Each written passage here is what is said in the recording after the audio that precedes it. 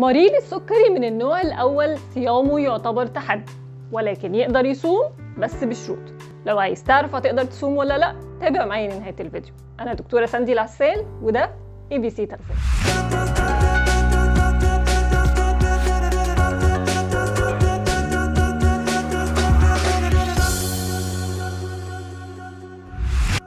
هذا الفيديو برعاية إليت للترجمة، وكالة ترجمة معتمدة بالمملكة. لو حضرتك مريض سكري من النوع الأول يبقى لازم يكون السكر التراكمي عندك مظبوط آخر 3 شهور أقل حاجة. تاني حاجة ما يكونش بيحصل لحضرتك أي هبوطات متكررة أو زيادات متكررة في سكر الدم آخر 3 شهور. تالت حاجة ما تكونش دخلت المستشفى آخر فترة بديكي أو بأسيتون عالي.